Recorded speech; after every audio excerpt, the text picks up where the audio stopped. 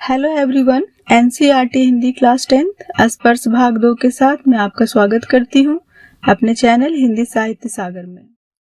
आज हम इस पुस्तक का प्रथम पाठ पढ़ेंगे जिसमें संत कबीर दास, जो कि एक महान विचारक, दार्शनिक और कवि थे, जिन्होंने बिना कागज और कलम को छुए सामाजिक कुरीतियों पर कटाक्ष किया। आज हम उन्हीं के द्वारा लिखी गई साखी पढ़ने जा रहे हैं, परंतु सर्वप्रथम हम कबीर दास जी की जीवनी के बारे में जानेंगे। संत कबीर दास जी का जन्म 1398 ईस्वी में काशी से माना जाता है। एक जनश्रुति के अनुसार उनका जन्म एक विधवा ब्राह्मणी के गर्भ से हुआ, जिसने लोक लाज के भय से उन्हें त्याग दिया।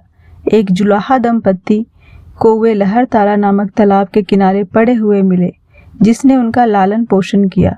वे ही कबीर के माता पिता कहलाएं। इनका नाम था नीमा और नीरू। कबीर के गुरु प्रसिद्ध संत रमानंद थे। कबीर दास जी की रचनाओं का संकलन बीजक नाम से इनके शिष्य धर्मदास जी ने किया था।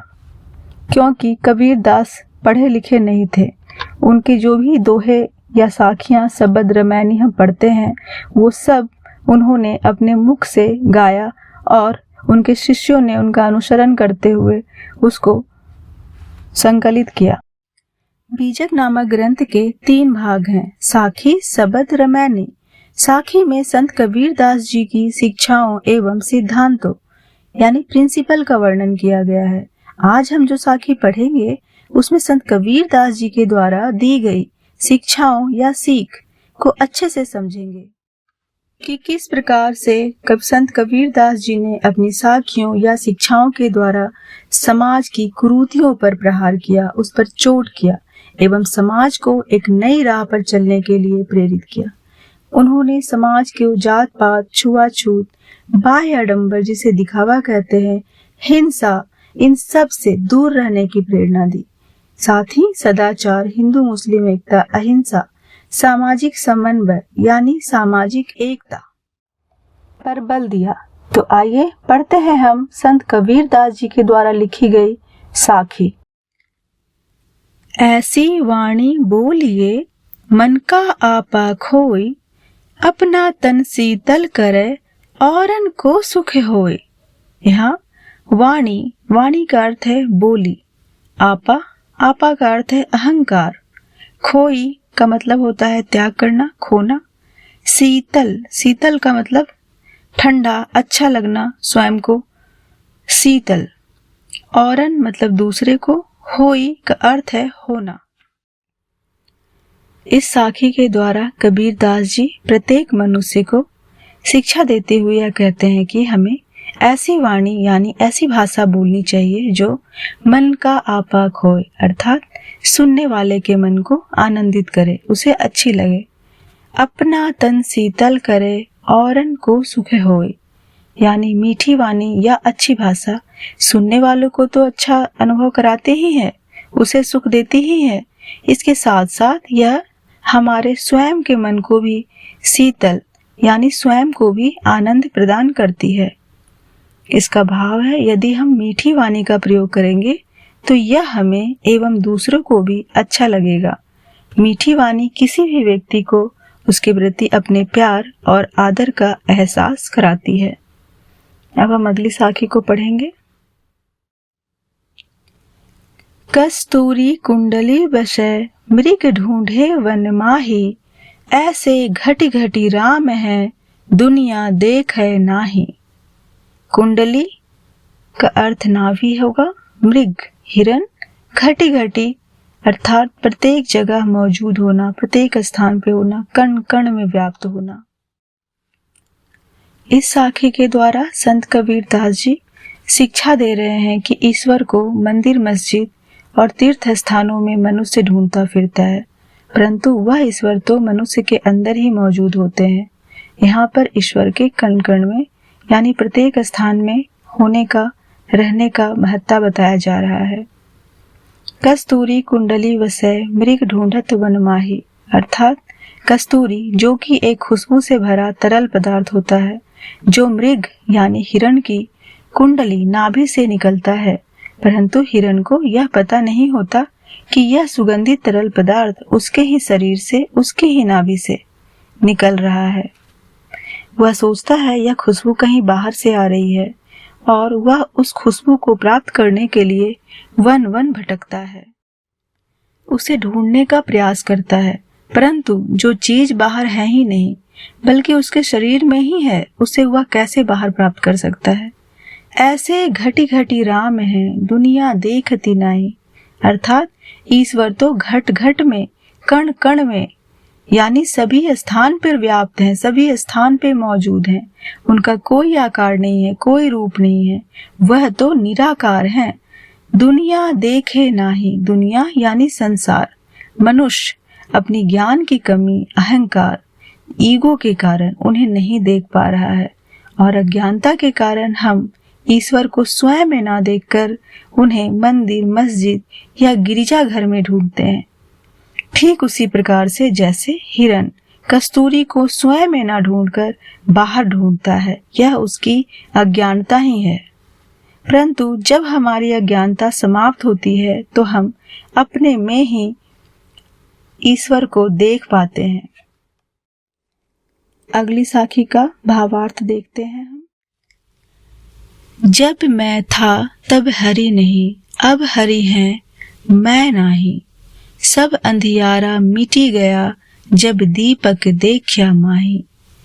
मैं का अर्थ है अहंकार, हरि परमेश्वर, अंधियारा अंधकार। इस साखी में यहाँ पे जो मैं शब्द है वह अज्ञानता, अहंकार यानी ईगो के लिए प्रयोग हुआ है। कबीरदास जी कहते हैं कि जब मैं था यानी जब अज्ञानता था, जब अहंकार था, तब हरि नहीं, तब हरि यानी ईश्वर नहीं थे मेरे मन में, क्योंकि मैंने मन रूपी मंदिर में अज्ञानता का दीपक जला रखा था और ऐसे में मैं ईश्वर से दूर था, क्योंकि अहंकार और ईश्वर का साथ साथ रहना नामुमकिन है। अब हरि हैं मैं नाही, अर्थ है अब जब ईश्वर है, हरि है, तो मैं यानी अहंकार, ईगो नहीं है, अर्थात जैसे ही अहंकार, अज्ञानता दूर हुआ तो ईश्वर स्वयं प्राप्त हो गए। सब अंधियारा मिटी गया जब दीपक देखा माही, अर्थात जो भी अज्ञान का अंधेरा था वह सब समाप्त हो गया। जब दीपक देखा माही, जब मैंने ज्ञान रूपी प्रकाश रूपी दीपक को प्राप्त कर लिया। जैसे दीपक के जलने से सारा अंधेरा दूर हो जाता है, वैसे ही ज्ञान प्राप्त हो जाने पर अहंकार समाप्त हो जाता है और मनुष्य ईश्वर में मिल जाता है। अब हम इसकी अगली साखी को पढ़ेंगे और इसका भाव समझेंगे। सुखिया सब संसार है, खाए अरु सोवे, दुखिया दास कबीर है, जागे अरु रोवे। सुखिया का अर्थ है सुखी होना, खुश रहना, आनंदित रहना। अरु अज्ञान रूपी अंधकार। सोवे सोए हुए। दुखिया का अर्थ है दुखी, उदास। रोवे मतलब रोना, रो रहे हैं। कबीरदास यहाँ पे रो रहे हैं, इसलिए यहाँ पे रोवे शब्द का अर्थ होगा रोना, रो रहे हैं। यहाँ प्रस्तुत साखी में संत कबीरदास जी मानव को अज्ञानता के अंधकार में देखकर दुखी हैं, वो रो रहे हैं। कबीर जी कहते हैं कि संसार के लोग अज्ञानता के अंधकार में डूबे हुए हैं, इसलिए वे सब कुछ भूल गए हैं, यहाँ तक कि वे अपनी मृत्यु से भी अनजान हो गए हैं। वे बस संसार के सुखों में ही पड़े हुए हैं। वो अपनी सुख सुविधा में इतना व्यस्त हैं कि ईश्वर का नाम तक स्मरण नहीं करते, अर्थात ईश्वर को याद तक नहीं करते। दुखिया दास कबीर है, यानी एकमात्र कबीर है जो दुखी हैं, जो जागते हुए रो रहे हैं। जगह अरो रोबे, क्योंकि उनको ज्ञान हो गया है, उनके मन से अज्ञानता रूपी अंधकार समाप्त हो गया है और वो दिन रात प्रभु को पाने की आशा में हमेशा जागते रहते हैं, उनका नाम स्मरण करते रहते हैं। अब हम अगली साखी को पढ़ेंगे। विरह भुवंगम तन बसै, मंत्र न लागे कोई, राम वियोगी ना जीवे, जीवे तो बौरा होई। यहाँ विरह का अर्थ है बिछड़ने का गम। भुवंगम पर्यायवाची है सांप का, भुजंग का। बौरा का अर्थ है पागल। प्रस्तुत साखी में कबीरदास जी कहते हैं कि ईश्वर के वियोग से या ईश्वर से बिछड़कर, उनसे दूर होकर, उनसे अलग होकर कोई भी मनुष्य जीवित नहीं रह सकता है। यदि वह जीवित रहता भी है तो उसकी हालत पागलों के जैसी हो जाती है, वह बौरा जाता है। विरह भुवंगम तन बसे। विरह यानी बिछड़ने का दुख, भुवंगम यानी सांप। तन शरीर को कहते हैं, अर्थात विरह का सांप शरीर के अंदर बसा है, निवास कर रहा है। मंत्र न लागे कोई, जिस पर किसी प्रकार का मंत्र असर नहीं कर रहा है। राम वियोगी ना जीवे। राम से, ईश्वर से बिछड़कर, यानी अपने भगवान से बिछड़ करके कोई भी आत्मा जीवित नहीं रह पाती। जीवे तो बौरा होए। बौरा मतलब पागल, और यदि जीवित रह भी जाती है तो वह पागल हो जाती है। साधारणतः क्या होता है कि सांप हमारे बाहरी शरीर के किसी भी भाग को डसता है, जिस पर मंत्र कामयाब हो जाता है। लेकिन राम के विरह का सांप तो शरीर के अंदर प्रवेश कर गया है और वह वहां लगातार डसता रहता है, आत्मा को दुखी करता रहता है। इसलिए किसी भी मंत्र का असर नहीं होता। अर्थात ईश्वर से, राम से दूर होकर कोई भी व्यक्ति उस तरह से नहीं जी पाता जिस प्रकार से सामान्य मनुष्य जीते हैं। वह जीते भी हैं अगर तो मृत के समान होते हैं। उसका व्यवहार भी दूसरों से मेल नहीं खाता है, यानी मैच नहीं होता है। इसलिए ऐसे व्यक्ति को पागल समझा जाता है। अगली साखी को देखते हैं। निंदक नेड़ा राखिए, आंग निकुटी बंधाई। बिन सावण पानी बिना, निर्मल करे सुभाई। निंदक का अर्थ है निंदा करने वाला, बुराई करने वाला। नेड़ा अर्थात निकट रखना, पास रखना। आंगनी, आंगन में ही, यानी बिल्कुल अपने पास रखना, अपने घर के आंगन में ही। सावन का अर्थ है साबुन, जिससे हम नहाते हैं, उस साबुन के बारे में यहाँ प्रयोग किया गया है, कहा गया है। निर्मल, निर्मल का अर्थ होता है साफ, स्वच्छ। सुभाई, सुभाई यहाँ पे स्वभाव के लिए कहा गया है। इसकी व्याख्या देखते हैं। प्रस्तुत साखी के द्वारा कबीरदास जी हमें यह शिक्षा दे रहे हैं कि निंदक अर्थात निंदा करने वाला, बुराई करने वाले व्यक्ति को हमेशा नेड़ा यानी पास, नजदीक रखना चाहिए। कुटी बंधाई, इसलिए पास रखना चाहिए कि उसके लिए कुटिया बना लेना चाहिए, मतलब कुटिया बनाकर। निंदा करने वाले लोगों को आंगन में ही कुटिया बनाकर रखना चाहिए। अर्थात जो व्यक्ति आपके अवगुणों को बताए, आपके दोष को बताए, हमें उससे नफरत नहीं करनी चाहिए। जो हमारी कमियों को बताए, हमें ऐसे व्यक्ति को दोस्त बना लेना चाहिए और उसे दोस्त बनाकर बिल्कुल पास रखना चाहिए, निकट रखना चाहिए। बिना साबन पानी बिना, निर्मल करे सुभाई। यहाँ पे स्वभाव मतलब मैंने बताया था, सुभाई का अर्थ स्वभाव होगा, नेचर। यानी ऐसे व्यक्ति जो हमारी निंदा करते हैं या बुराई करते हैं, ये बिना पानी और बिना साबुन के ही हमारे सुभाई अर्थात स्वभाव को निर्मल कर देते हैं, स्वच्छ कर देते हैं, साफ कर देते हैं। अर्थ यह है कि उनके द्वारा बताई गई गलतियों को हम सुधार लेते हैं और हमारा स्वभाव साफ हो जाता है। अगली साखी को पढ़ते हैं। पोथी पढ़ी पढ़ी जग मुआ, पंडित भया न कोई। एक असिर पीव का, पढ़े सुपंडित होई। पोथी यानी मोटी मोटी पुस्तकें। मुआ मर जाना, मरना। भया बनना। असिर का अर्थ यहाँ पे अक्षर होता है। पीव यानी प्रिय। यहाँ पीव जो है वो प्रिय यानी ईश्वर के लिए आया है। अब इसके भावार्थ को समझेंगे हम। इस साखी के द्वारा कबीरदास जी ईश्वर प्रेम के महत्व को बता रहे हैं। ईश्वर प्रेम को पुस्तक के ज्ञान से भी बड़ा बताया जा रहा है यहाँ पर। पोथी पढ़ी पढ़ी जग मुआ।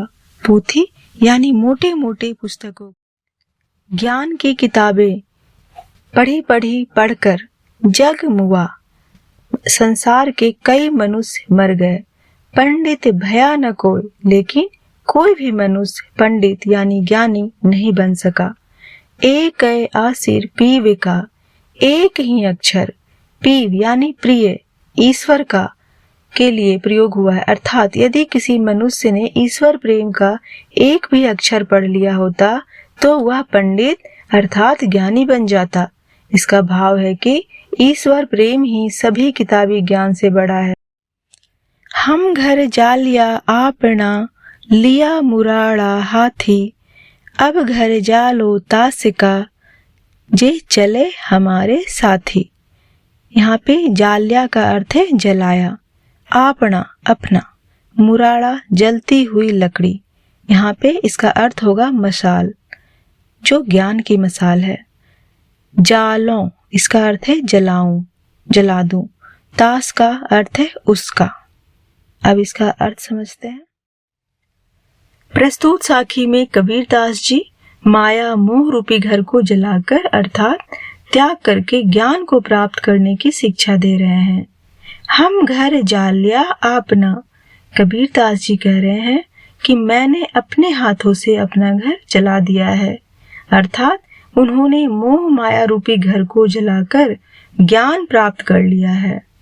लिया मुराड़ा हाथ, उन्होंने हाथ में मुराड़ा यानी जलती हुई लकड़ी, जो यहाँ मशाल के रूप में आई है, उसे ले लिया है, उन्होंने ज्ञान ले लिया है।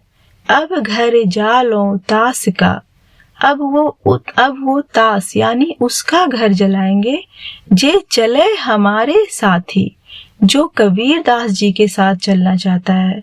अतः जो भी व्यक्ति ज्ञान प्राप्त करना चाहता है उसे मोह माया रूपी घर को छोड़ना होगा, जलाना होगा। तो यहाँ पर ही यह पाठ समाप्त होता है। पाठ से संबंधित यदि कोई भी प्रश्न आपके पास हो तो आप उसे कमेंट बॉक्स में लिखकर पूछ सकते हैं, मैं उसका वहाँ पे आंसर कर दूंगी। थैंक यू, धन्यवाद।